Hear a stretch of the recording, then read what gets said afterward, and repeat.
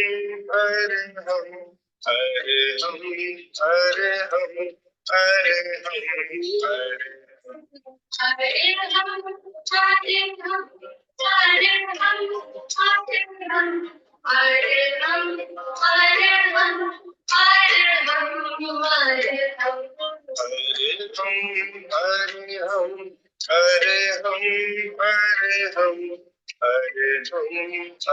हम, हरे हम, हरे हम,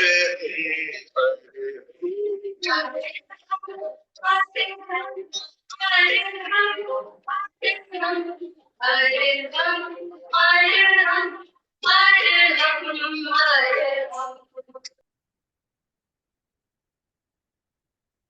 परम पावन परम आराध्य प्रातः स्मरणीय आचार्य श्री महाश्रमण जी के चरणों में सत सत नमन करते हुए हम आज सुबह का यह विशेष सत्र प्रारंभ कर रहे हैं।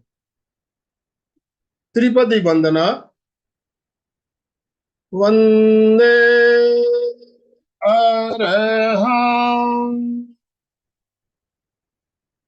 वंदे गुरुवरं,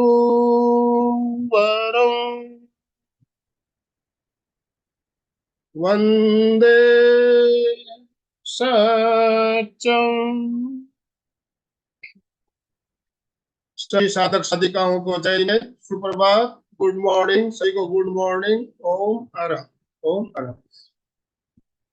बंधुओं और बहनों, आज रविवार का दिन और इस साप्ताहिक विशेष सेशन में हम आपका स्वागत करते हैं। एमपी के फिटनेस क्लासेस और कल्याण योग केंद्र की तरफ से आप सभी का स्वागत, अभिनंदन। आज हमारे साथ रेवाड़ी हरियाणा से जाने माने साधक ट्रेनर धर्मवीर जी यादव हमारे साथ जुड़े हैं। बहुत ही अच्छे एक साधक, योगाचार्य। और आज का जो टॉपिक है, छोटा होता श्वास, छोटी होती जिंदगी। बहुत ही रोचक टॉपिक। श्वास हमारा छोटा होता है तो हमारी जिंदगी कैसे छोटी होती है, इस बारे में हम बात करेंगे और कुछ नई नई बातें हम जानेंगे, समझेंगे। Very anxious to know about श्वास। धर्मवीर का हम सहर्ष स्वागत करते हैं। डॉक्टर धर्मवीर, वाह, डॉक्टर भी है और नाम धर्म है। धर्म की तरफ जाने के लिए योग बहुत आवश्यक होता है। और वीर वही होता है जो महावीर होता है, जो पुरुषार्थ करता है। वैसे धर्म के रास्ते पे चलने, अपनी उन्नति प्रगति कर लोगों को साथ ले जाने के लिए ये भी पुरुषार्थ कर रहे हैं और बहुत आगे बढ़ चुके हैं। 15 वर्ष से जीवन योग की ये सेवा कर रहे हैं। जीवन योग में जीवन योगी की जीवन पद्धति जी रहे हैं। एमए किया है उन्होंने जैन विश्व भारती से, और विशेष बात है इन्होंने पीएचडी भी की है। बहुत सुंदर टॉपिक है।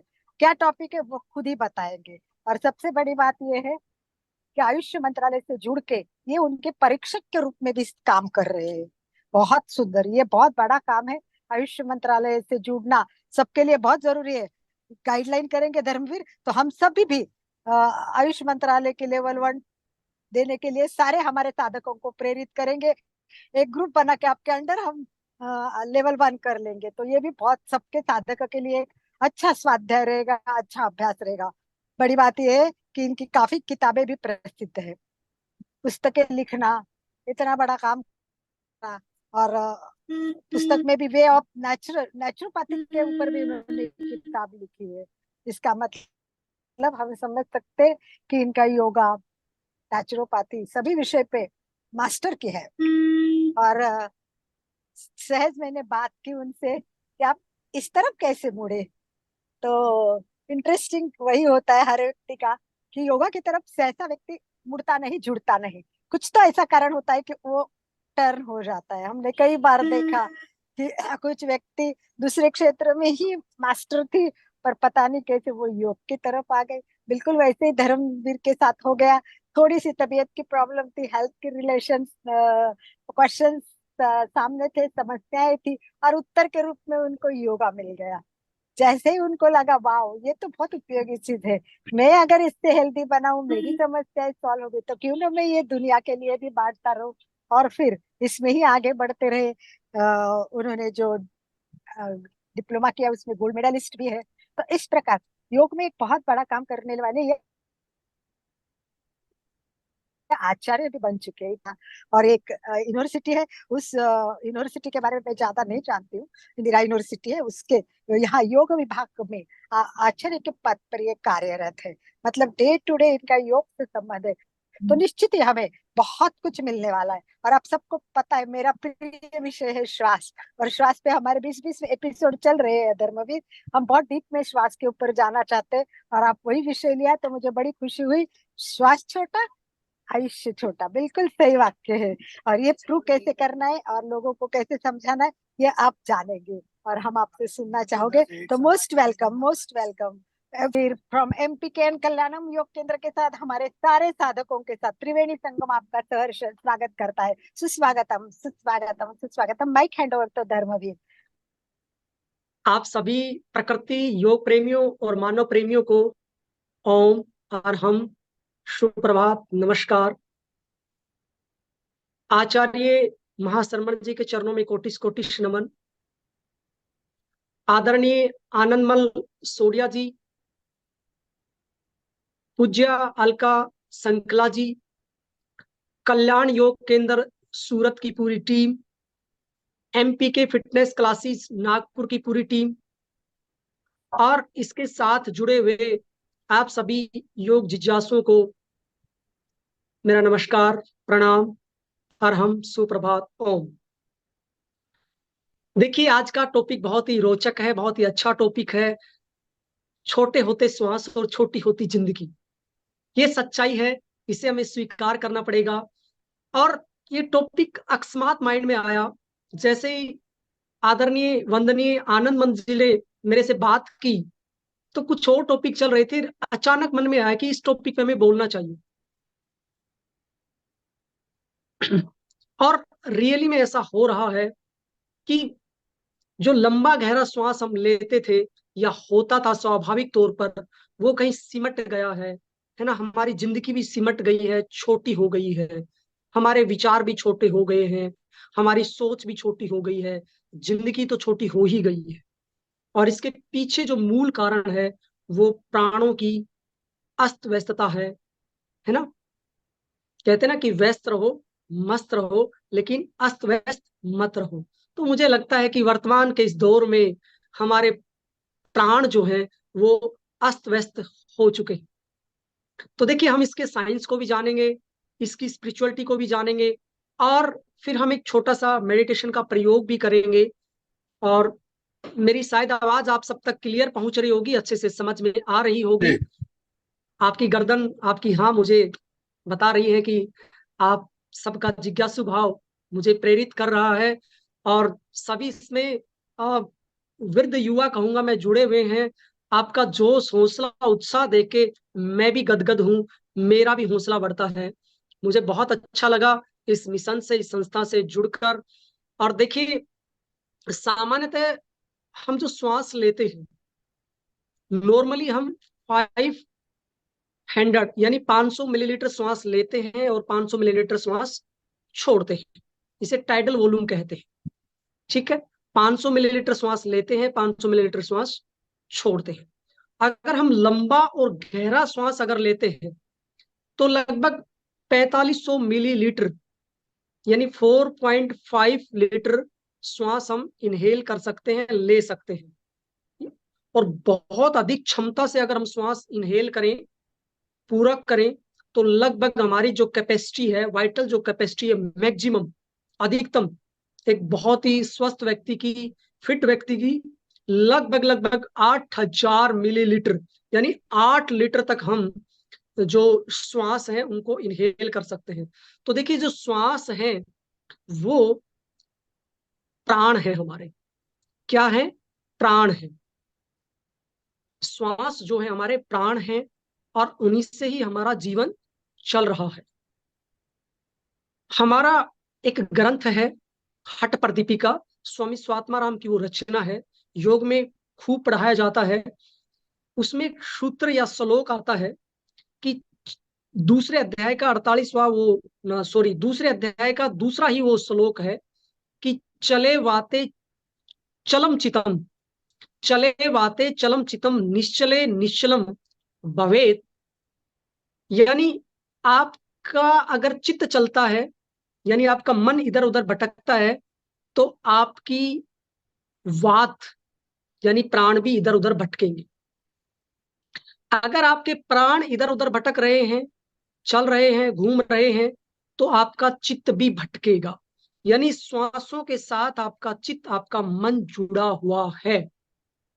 आपके श्वास जैसे उथल पुथल होते हैं, अस्त व्यस्त होते हैं, और अक्सर मैं कहता भी रहता हूं कि घर में टीवी सेट है, सोफा सेट है, ये सेट है, वो सेट है, लेकिन खुद अपसेट है।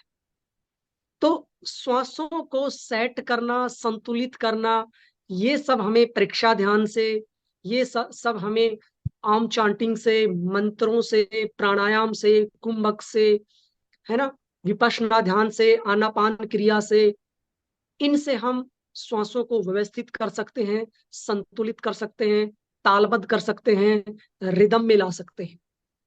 ठीक है। और अक्सर मैं कहता भी हूं कि सांस है तो आस है। जब तक आपके श्वास चल रहे हैं तब तक आस होनी चाहिए। जीवन चल रहा होता है। दूसरे अध्याय का तीसरा श्लोक हठ प्रतिपिका में स्वामी स्वात्माराम जी कहते हैं, यावद वायु स्थितो देहे ताव जीवनम मुच्यते, मरणम तस्य निष्कंति ततो वायु निरोधयते। यानी बहुत स्पष्ट ढंग से कहा गया है कि जब तक इस देह में, इस शरीर में, इस पिंड में श्वास है, तब तक ही जीवन है। और जब इसमें प्राण वायु निकल जाती है तो इस शरीर का फिर कोई औचित्य नहीं रहता है। अक्सर पूज्य स्वामी रामदेव जी कई बार मजाक में, एंटरटेनमेंट करते हुए कह देते हैं कि जब तक फूक है तब तक आप हैं, और ये फूक निकल जाएगी तो लोग फूक देंगे, यानी जला देंगे।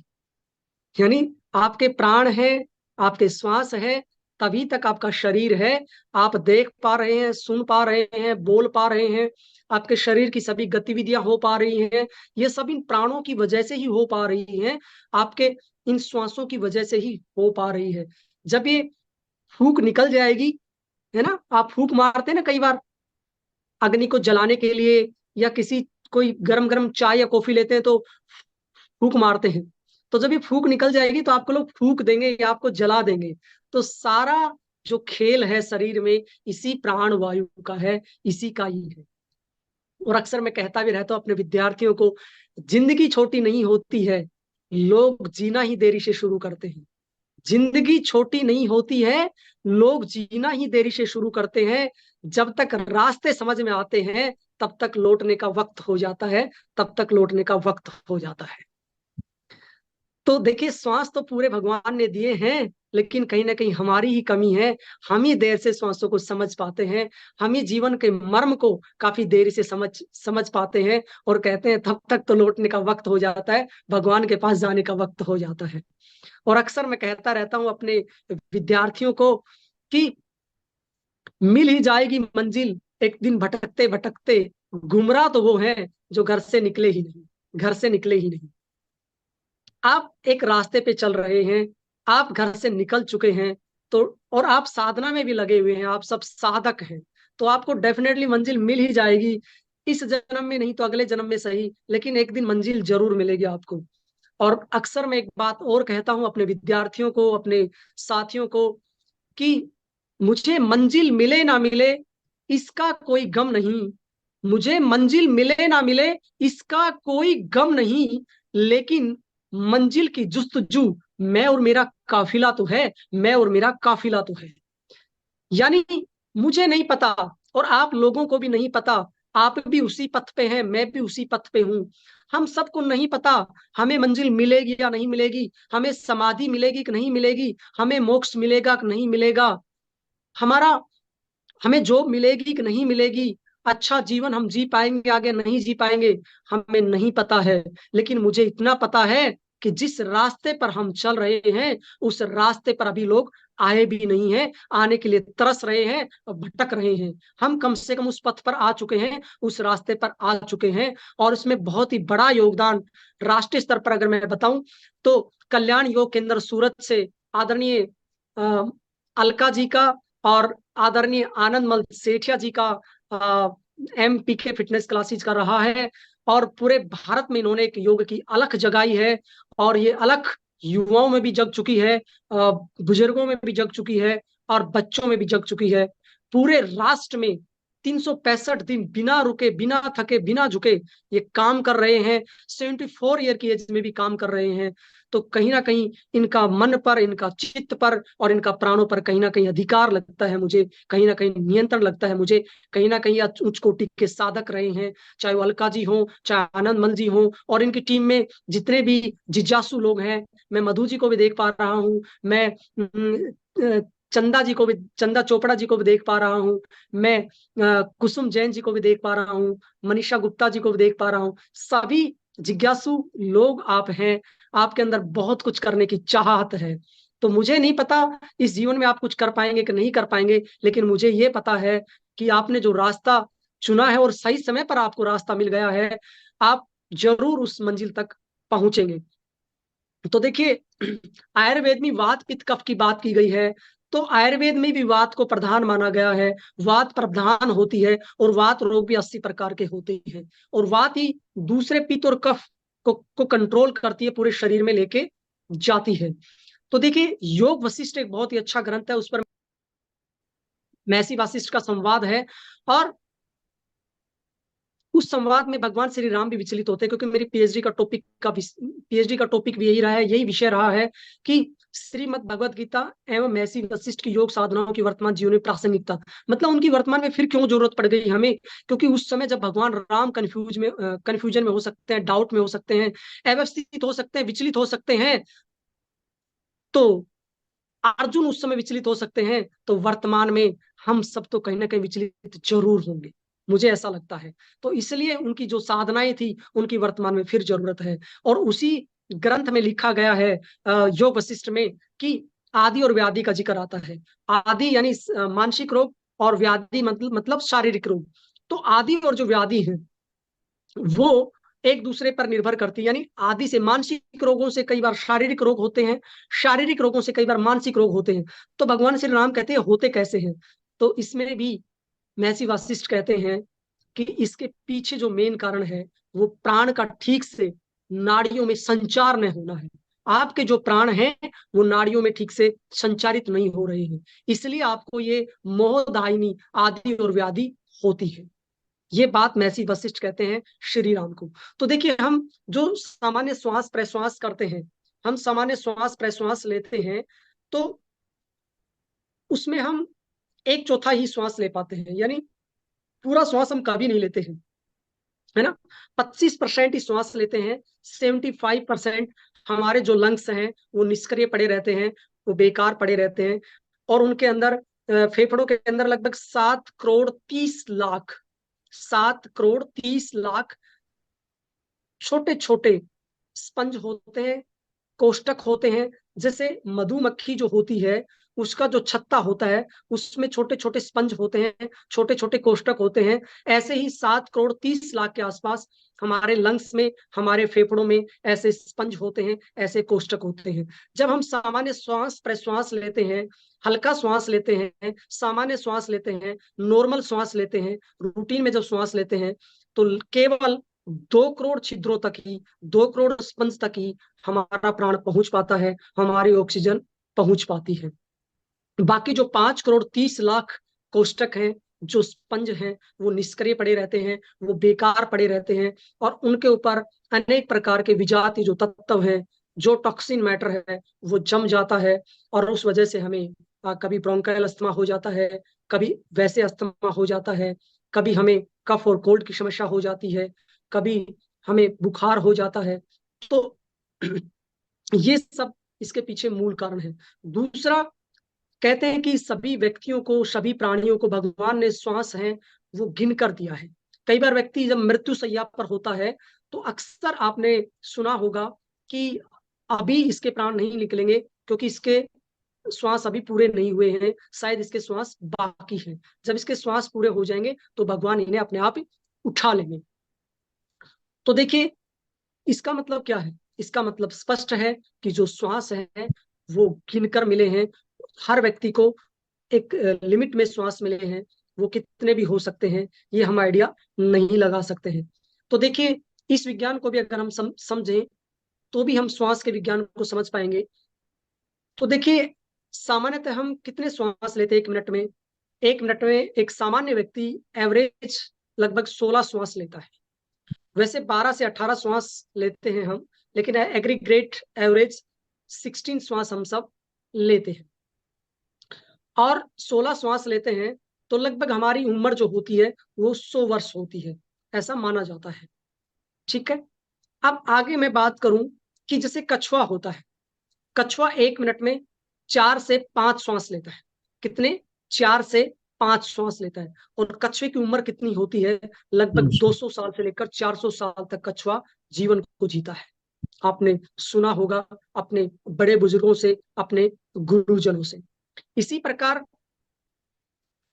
योगाभ्यासी जो होता है, योग साधक जो होता है, बड़े बड़े जो योग साधक हुए हैं, वो अपने श्वासों की गति को धीरे धीरे कम करते लाते हैं। प्राणायाम से, ध्यान के अभ्यास से, साधना से धीरे धीरे श्वासों की संख्या प्रति मिनट कम करते लाते हैं ना। तो देखिए, 1 मिनट में हम 16 श्वास लेते हैं।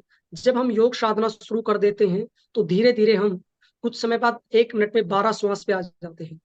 फिर उसके बाद हम धीरे धीरे 8 श्वासों तक आ सकते हैं। और जो बहुत ही उच्च कोटि के योगी हैं, है ना, कहते हैं हिमालय में ऐसे ऐसे योगी हैं जो कई वर्षों से बैठे हुए हैं, साधना करते हैं, तो हम 1 मिनट में 4 श्वास तक आ सकते हैं।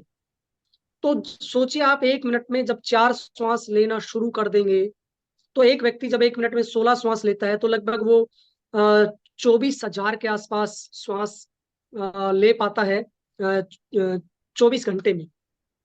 ठीक है, तो आप अगर 4 श्वास लेना शुरू कर देते हैं तो स्वाभाविक तौर पे है आपकी उम्र 4 गुना ज्यादा बढ़ जाएगी। और 4 श्वास लेने पर आप 24 घंटे में सिर्फ 6,000 ही श्वास ले पाएंगे। और ऐसा कोई योग पुरुष ही कर सकता है। तो स्वाभाविक का 4 गुना आपकी उम्र, यानी 400 साल तक हमारे योगियों ने जीवन जिया है। और भविष्य में भी अगर ऐसा कोई व्यक्ति है तो वो जीवन को जी सकता है। तो ये श्वासों का थोड़ा सा विज्ञान है। जैसे कबूतर होता है, चिड़िया होती है, वो लगभग 30 से 34 श्वास प्रति मिनट लेते हैं। तो आप सबको पता होगा कि उनका जीवन कितना छोटा होता है। ऐसे गाय, भैंस, है ना, घोड़ा होता है, इन सब की श्वासों की गति लगभग 30 के आसपास होती है प्रति मिनट। 1 मिनट में लगभग ये 30 लेते हैं श्वास। तो आपको पता होगा कि इनकी उम्र भी ज्यादा नहीं होती है, 25-30 साल मुश्किल से होती है। ऐसे ही कुत्ता होता है, उसका जीवन 10-12 साल का होता है, तो वो भी प्रति मिनट श्वास बहुत ही ज्यादा लेता है ना। देखा होगा ना, ऐसे करता रहता है कुत्ता, तो इसलिए 10-12 साल ही वो जी पाता है। माउस जो होता है, आपका चूहा जो होता है, वो 1 मिनट में 150 से ज्यादा श्वास लेता है। इसलिए चूहे का जीवन काल बहुत ही छोटा होता है ना, साल 1.5 साल का मुश्किल से होता होगा। तो ऐसे सभी जीवधारी जो होते हैं, इसका अगर हम कैलकुलेशन करें तो जो जीव 1 मिनट में जितनी ज्यादा श्वास लेता है वो उतना ही कम जीवन जीता है। और जो व्यक्ति या जो जीव 1 मिनट में जितने कम श्वास लेता है वो उतना ही लंबा जीवन जीता है। तो अगर हम 1 मिनट में कम श्वास लेते हैं तो हम अपनी श्वासों को बचा रहे होते हैं। तो वो बचत जो है वो धीरे धीरे धीरे आपके जीवन को बड़ा करती जाती है। तो जैसे जैसे हमारे श्वास छोटे होते जाते हैं तो हमारा मन भी उथल पुथल हो जाता है, हमारा चित्त भी अव्यवस्थित हो जाता है। और उस वजह से हमें कोई ना कोई मानसिक या शारीरिक विकार हो जाता है। और धीरे धीरे वो फिर जो डिजीज है या डिसऑर्डर है वो क्रोनिक रूप धारण कर लेती है, वो जीर्ण रोग बन जाता है। और हमारा जीवन रोगी हो जाता है और छोटा हो जाता है। तो ये मैंने सामान्य आपको बात बताई श्वासों के बारे में कि कैसे हमारा जो श्वास है वो छोटा होता जा रहा है ना, क्योंकि हम लंबा और गहरा श्वास बिल्कुल भी नहीं लेते हैं। श्वासों के प्रति हम बिल्कुल भी जागरूक नहीं है ना। जीवन के प्रति भी हम बिल्कुल भी जागरूक नहीं है। जो व्यक्ति जीवन के प्रति जागरूक है, डेफिनेटली वो धीरे धीरे श्वासों के प्रति जागरूक हो जाएगा। और जैसे जैसे श्वासों के प्रति जागरूक होगा तो उसका श्वास उसके नियंत्रण में आना शुरू हो जाएगा, उसका श्वास लंबा और गहरा होता चला जाएगा। जैसे जैसे उसका श्वास लंबा और गहरा होता चला जाएगा तो उसके अंदर शरीर में जो भी रोग हैं वो भी धीरे धीरे धीरे विलुप्त होते चले जाएंगे, वो रोग भी दूर होते चले जाएंगे। तो ये एक दिन में नहीं हो सकता है। आप चाहें कि मैं आज ही अभ्यास करूंगा, आज ही मैं ऐसा कर लूंगा, ऐसा कतई ही नहीं है, ऐसा पॉसिबल नहीं है, है ना। कहते हैं ना, सिंह हाथी जैसे हिंसक जानवर को काबू करने के लिए जंगल में धीरे धीरे जाल बिछाया जाता है, तो इसी प्रकार श्वासों को धीरे धीरे ही नियंत्रित किया जाता है। जैसे अगर आप कोई जल्दबाजी करेंगे तो आपको कोई जानवर, शेर, हाथी जैसे बड़े जो जानवर हैं वो आपको कोई चोट पहुंचा सकते हैं। ऐसे ही प्राणायाम में या सांसों के नियंत्रण में कोई आप जल्दबाजी करेंगे तो आपको कोई चोट पहुंच सकती है, आपको कोई नुकसान हो सकता है, आपको कोई आदि व्याधि हो सकती है। इसलिए प्राणों को हमें धीरे धीरे ही नियंत्रण में लेकर आना है। और अक्सर मैं कहता भी हूं कि एक भजन है, बहुत ही प्यारा भजन है, सांसों का क्या भरोसा, सांसों का क्या भरोसा, रुक जाए कभी कहाँ पर, रुक जाए कभी कहाँ पर, प्रभु का तू नाम जप ले, वही आसरा यहाँ पर, सांसों का क्या भरोसा, रुक जाए कभी कहाँ पर, प्रभु का नाम तू जप ले, वही आसरा यहाँ पर, न हंस कभी किसी पे, न सता कभी किसी को, न हंस कभी किसी पे, न सता कभी किसी को, न जाने कल को तेरा क्या हाल हो यहाँ पर, न जाने कल को तेरा क्या हाल हो यहाँ पर, सांसों का क्या भरोसा, रुक जाए कभी कहाँ पर। तो देखिए, सांसों का कोई भरोसा नहीं है, कब रुक जाए, कब ठहर जाए। इसलिए प्रभु के साथ अपने तार जोड़ लीजिए, प्रभु के साथ अपने आप को जोड़ लीजिए।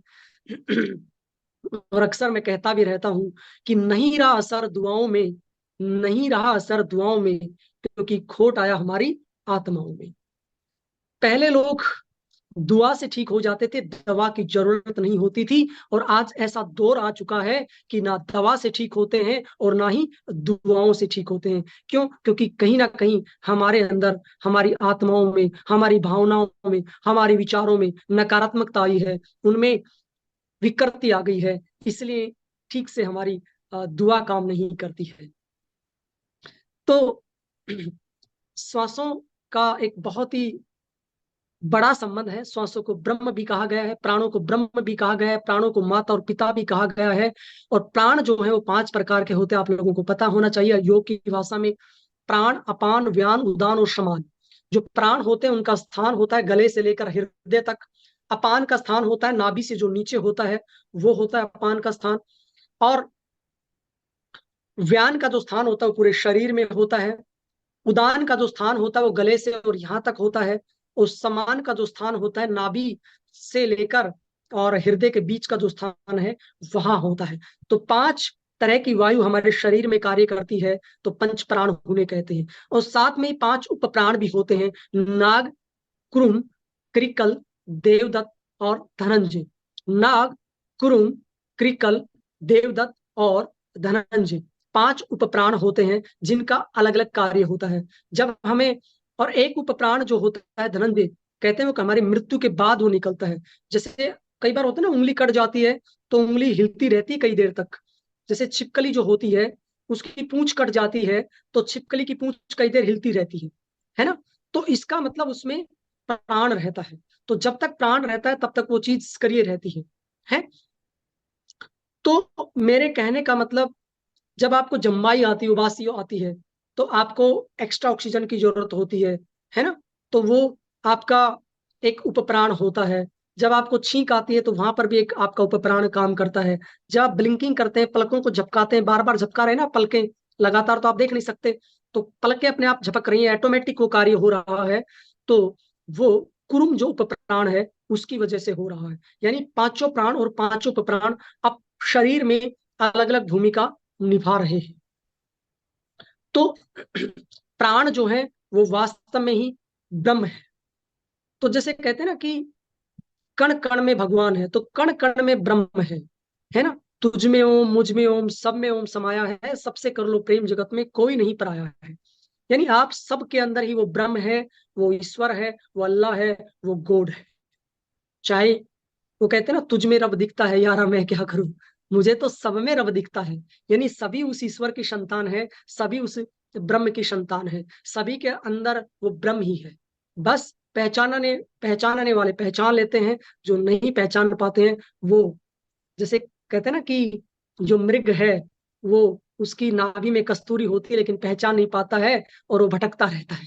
तो ऐसे ही हम जिस दिन ब्रह्म को पहचान लेंगे उस दिन हमारा भटकना बंद हो जाएगा, और अन्यथा हम फिर बिना पहचाने भटकते रहते हैं, चक्कर लगाते रहते हैं, जन्म जन्मांतर के चक्कर हमारे चल रहे होते हैं। जब ये चक्रों से मुक्ति मिल जाएगी तब हमें मोक्ष मिल जाएगा। तो देखिए, जो प्राण है वो, उनका जो मुख्य आधार है वो नासिका से शुरू होते हैं, नेजल कैविटी से शुरू होते हैं, फिर आपका फेरिंग्स होता है, फिर आपका लैरिंग्स होता है, फिर आपकी जो ट्रैकिया होती है, फिर ट्रैकिया दो भागों में विभाजित हो जाती है ना, जिसे ब्रोंकाई या ब्रोंकस कहते हैं। फिर आपकी ब्रोंक्योल्स होती हैं, छोटी छोटी श्वसनिकाएं होती हैं, और उसके बाद आपके एल्वोलाई होते हैं, आपके वायु कोश होते हैं ना, जिनमें रेस्पिरेशन होता है। यानी एक श्वसन वो होता है जो बाह्य श्वसन होता है, आपने श्वास को लिया, श्वास को छोड़ दिया, ठीक है। एक श्वसन आपके अंदर भी चल रहा है, आपकी आपका कहते हैं ना कि यथा ब्रह्मांडे तथा पिंडे, तथा पिंडे यथा ब्रह्मांड। यानी हम सब इस ब्रह्मांड का ही छोटा रूप है। कितने ब्रह्मांड हैं, उसका एक छोटा सा प्रतिरूप ये मानव शरीर है, और इस मानव शरीर का भी छोटा सा रूप क्या है, हमारे प्रत्येक सेल है। तो एक श्वास वो है जो आपका कैपिलरीज, केशिकाओं और लंग्स के बीच चल रहा है, और एक वो है जो आपकी कैपिलरीज और टिश्यूज के बीच चल रहा है, यानी आपकी सेल्स के अंदर भी रेस्पिरेशन हो रहा है, ठीक है। तो दो तरह से आपकी श्वास प्रक्रिया हो रही है, एक बाह्य श्वसन है, एक अंत श्वसन है। यानी एक बाहर श्वास आप ले रहे हैं, छोड़ रहे हैं, सबको दिखाई दे रहा है, लेकिन प्रत्येक सेल के अंदर भी आपका श्वसन हो रहा है, आपका रेस्पिरेशन हो रहा है, और हजारों लाखों कोशिकाएं टूटती रहती है, बनती रहती है। तो दोनों प्रक्रियाएं चलना बहुत जरूरी है आपकी आपके जीवन के लिए, आपके प्राणों के लिए। तो देखिए, जो श्वास है वो आपके जीवन को बदल सकते हैं। आपके जो प्राण हैं वो आपके जीवन को बदल सकते हैं। आपके जो प्राण हैं वो आपकी संजीवनी बूटी है। सबसे बड़ी औषधि आपके प्राण है, सबसे बड़ी औषधि आपके प्राण है। ये मैं आपको बता चुका हूं, समझा चुका हूं। आप अपने प्राणों को आधार बना के अपने जीवन को दिव्य बना सकते हैं। आप मानव से महामानव बन सकते हैं। आप बहुत उच्च कोटि का कार्य अपने जीवन में कर सकते हैं। तो देखिए, अब हम एक छोटा सा प्रयोग करते हैं। तो छोटा सा प्रयोग क्या होगा, आप सबको मैं पहले बता देता हूं। आप सब आराम से बैठ जाएं, जैसे भी आप बैठे, चेयर का सहारा लेकर, है ना, या बेड के ऊपर, जैसे भी आप बैठे आराम से बैठे रहें। पहले आप इंस्ट्रक्शन सुन लीजिए, है ना, इंस्ट्रक्शन सुन लीजिए, कैसे एक एनर्जी हमारे शरीर के अंदर रोल प्ले करती है, और कैसे हम श्वासों के साथ जोड़ के उस एनर्जी को हम फील करेंगे, आज समझ सकते हैं। तो देखिए, मैं आपको बोलूंगा कि आपको ऐसे हाथों को जोड़ना है अपनी छाती के सामने, अपनी चेस्ट या ब्रेस्ट के सामने, ठीक है। ऐसे जोड़ना है, ऐसे खुले रहेंगे, ऐसे नहीं करना है, ऐसे रहेंगे, ठीक है। यहां पर मैं काउंटिंग शुरू करूंगा, जैसे 1 2 3 ऐसे मैं काउंटिंग करूंगा तो आपको धीरे धीरे धीरे हाथों को खोलना है, ठीक है। धीरे धीरे धीरे, जैसे 1 बाय 1 मैं बोलता रहूंगा, ऐसे ऐसे किसी के हाथ यहाँ तक खुलेंगे, मैं 30 तक बोलूंगा, 1 to 30 तक मैं बोलूंगा, ठीक है। तो आपको एकदम से नहीं खोलना है। मैं जैसे 1 बोलूंगा, फिर 2 बोलूंगा, फिर 3 बोलूंगा, ऐसे धीरे धीरे। तो किसी का यहाँ तक खुलेगा, किसी के यहाँ तक हाथ खुलेंगे, किसी के यहाँ तक हाथ खुलेंगे, ठीक है। किसी के यहाँ तक खुलेंगे। फिर मैं रिवर्स काउंटिंग करूंगा, उसमें 30 29 28, फिर जैसे आपने हाथों को खोला है ऐसे धीरे धीरे नजदीक लेके आना, एकदम से नहीं लेके आना, धीरे धीरे धीरे धीरे लेके आना। तो लास्ट में किसी के यहाँ तक आ जाएंगे, किसी के यहाँ तक आ जाएंगे, किसी के यहाँ तक आ जाएंगे। तो ये आपका पूरा एक प्रयोग रहेगा। तो आप खुद फील करेंगे कि एनर्जी कैसे रोल प्ले करती है हमारे शरीर के अंदर। तो श्वासों से ही वो पूरी एनर्जी बनती है। तो देखिए, आप सब आराम से सहज भाव से आंखें बंद करके बैठ जाएंगे।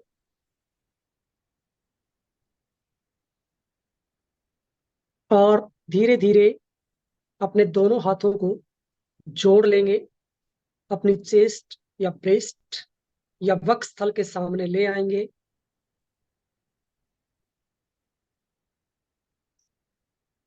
अपने चित्त को, अपने मन को श्वासों के साथ जोड़ेंगे, श्वासों की गति को सामान्य करेंगे।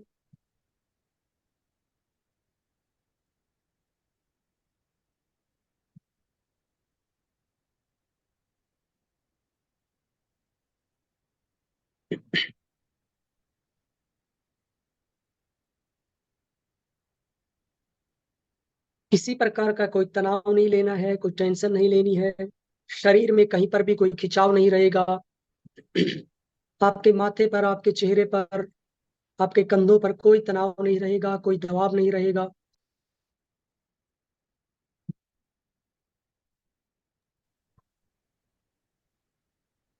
आपको सहज, शांत और एकाग्र होकर बैठना है। अब अपने ध्यान को दोनों हथेलियों के बीच में ले आएंगे।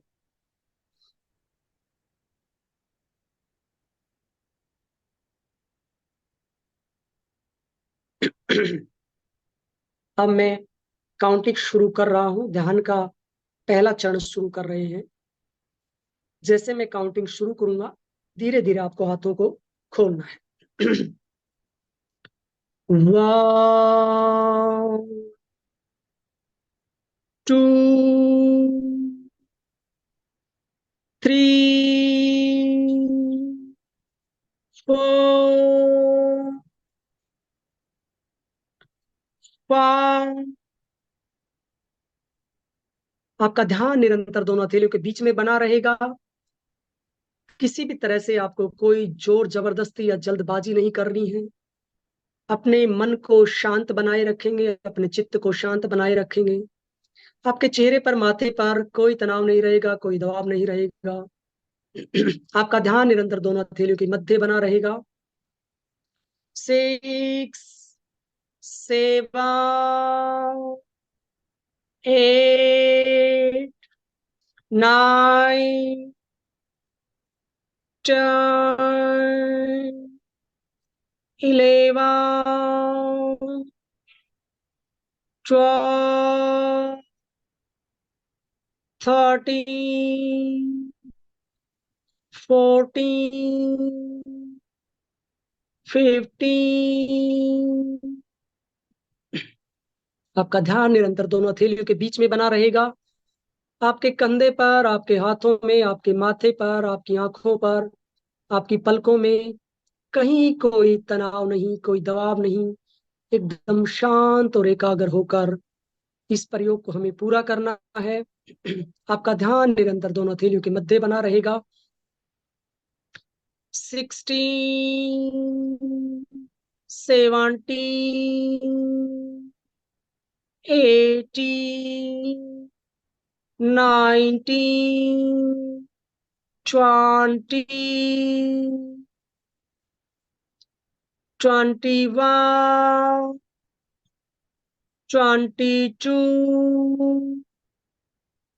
22 23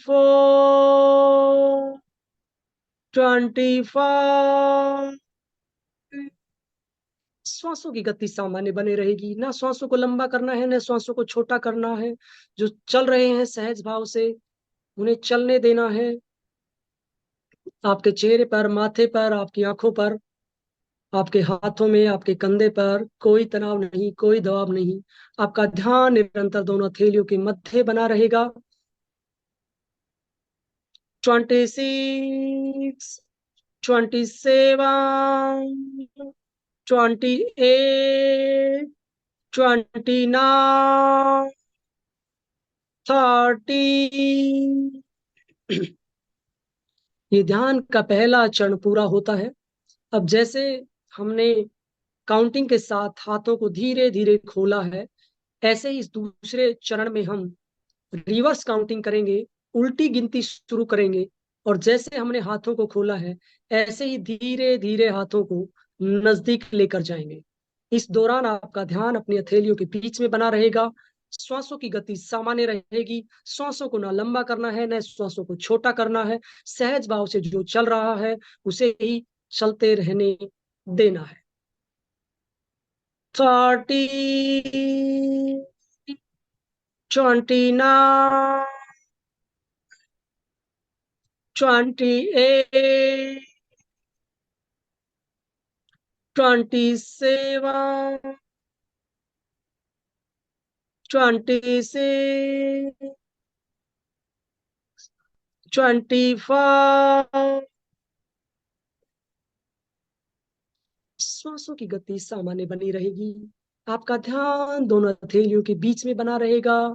श्वासों को ना सामान्य छोटा करना है ना बड़ा करना है।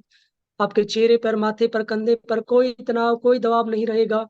बिल्कुल सहज भाव बनाए रखना है, एकाग्रता बनाए रखनी है। शांत चित्त होकर इस प्रयोग को हमें पूरा करना है। 24, 23, 22, 21, 20, 19, 18, 17, 16, 15। श्वासों की गति सामान्य रहेगी। न श्वासों को लंबा करना है न श्वासों को छोटा करना है। जो चल रहा है सहज भाव से उसे ही चलने देना है। आपके चेहरे पर, आपके माथे पर, आपकी पलकों पर कोई तनाव नहीं, कोई दबाव नहीं। एकदम शांत चित्त और एकाग्र होकर आपको ये प्रयोग करना है। ये प्रयोग का दूसरा चरण जारी है। आपका ध्यान निरंतर दोनों हथेलियों के बीच में बना रहेगा। 15,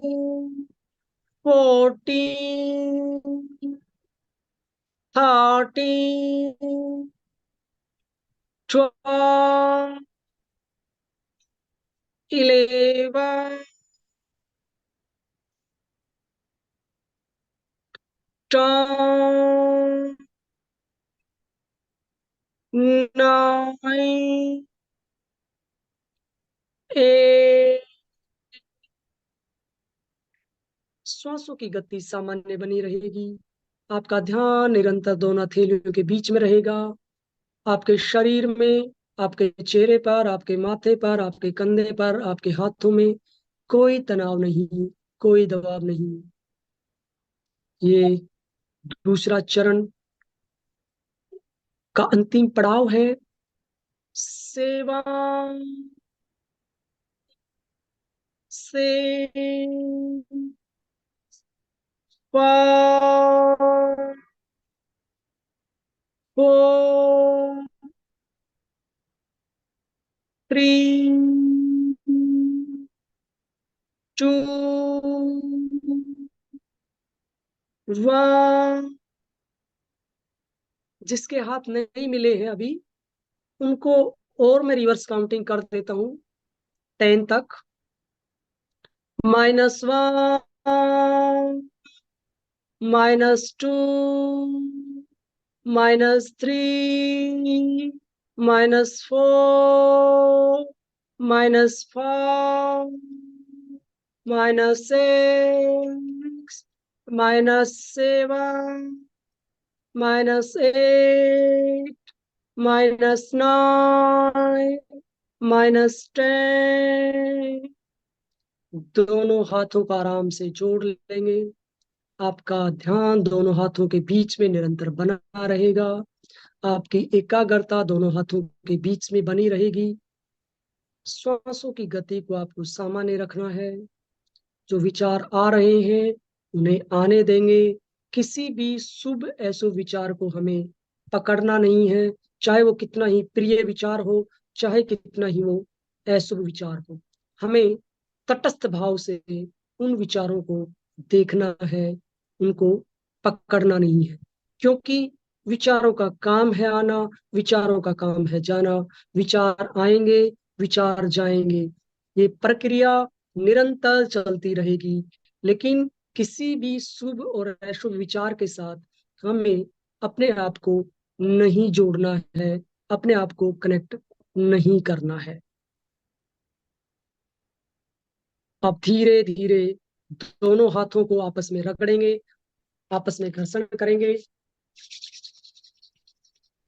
अच्छे से घर्षण करके हथेलियों को आंखों के ऊपर रखेंगे और धीरे धीरे टिमटिमाते हुए जमीन की तरफ देखते हुए आंखें खोल लेंगे।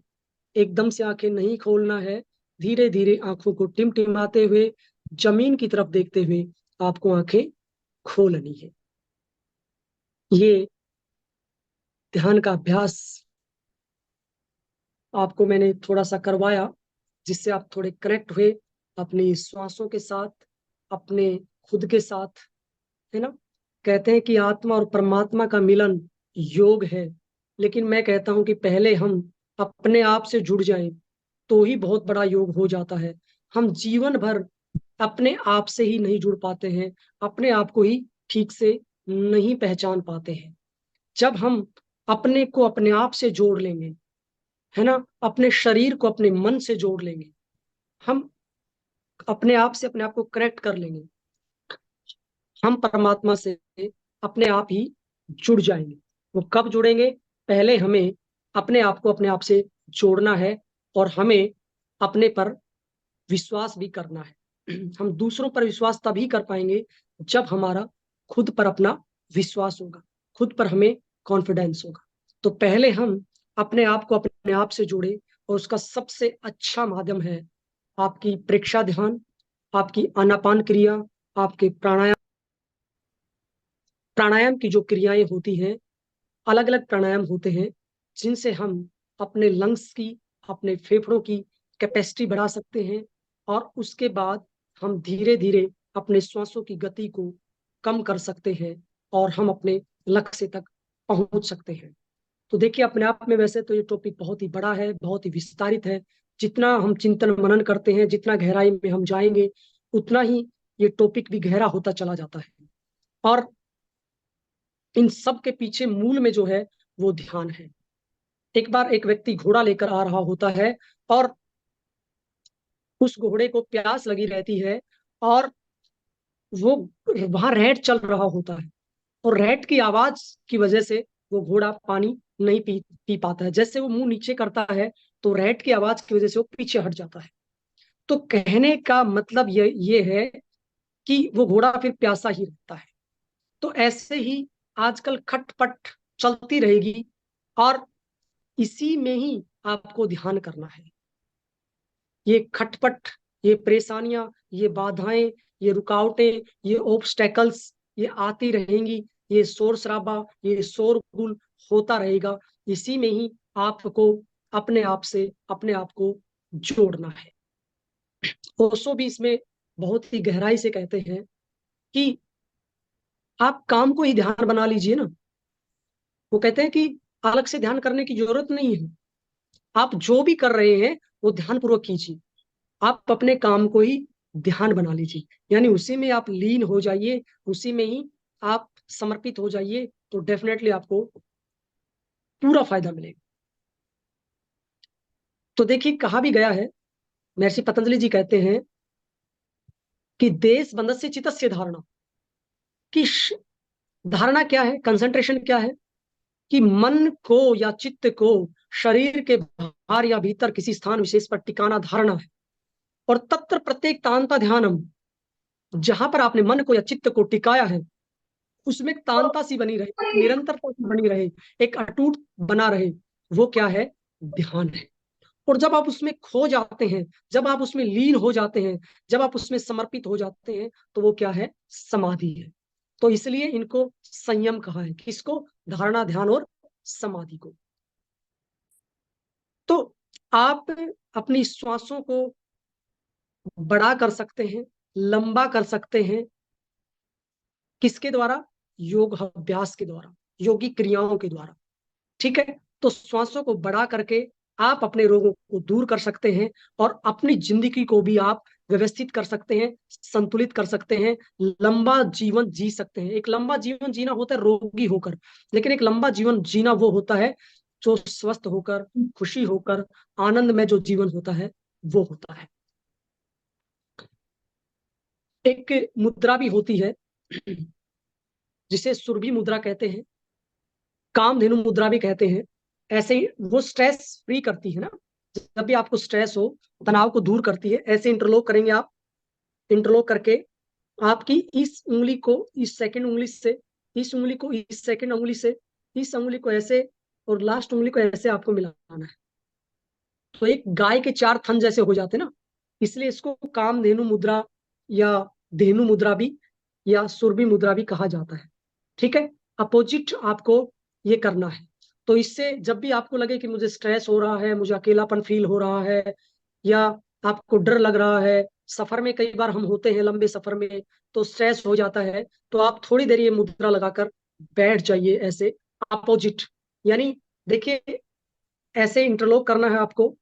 ठीक है। इंटरलॉक करके इस हाथ की जो सेकंड उंगली है इसको हटाना है और इस हाथ की फर्स्ट उंगली, अपोजिट फिंगर है, उनको टच करना है।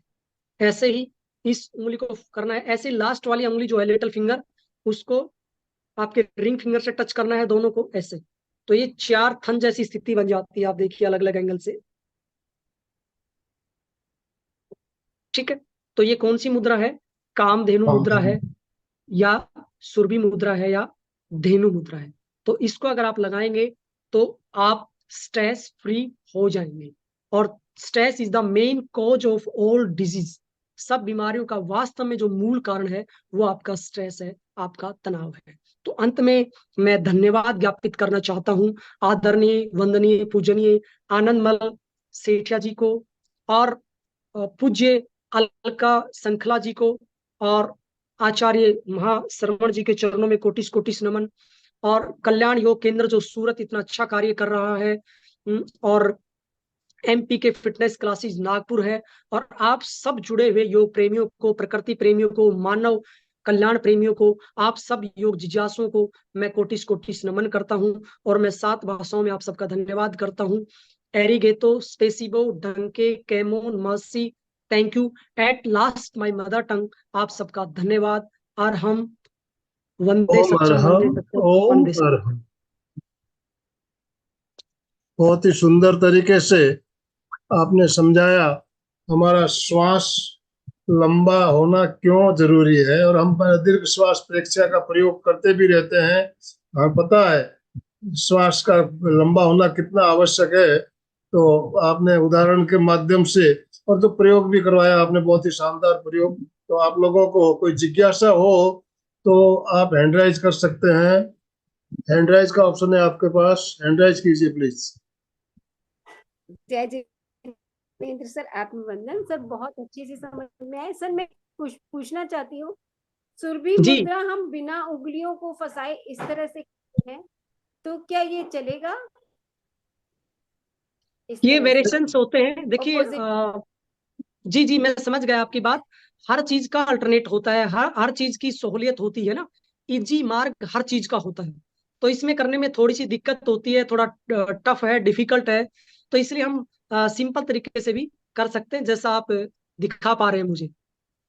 तो इसमें कहीं कोई हार्डनेस नहीं है ना, जी। सरलता है। जी। रूपा जी गोसालिया, रूपा जी अनम्यूट कीजिए अपने आप को। कि जैसे हम लोग को प्रेक्षा ध्यान में वितराग मुद्रा अथवा ज्ञान मुद्रा ही मतलब मेडिटेशन के लिए मुद्रा में बैठने को बोलते हैं, या हम प्राण मुद्रा या कोई और, जैसे किसी को हार्ट का प्रॉब्लम है या कोई और प्रॉब्लम है, तो वो क्या मुद्रा चेंज कर सकता है?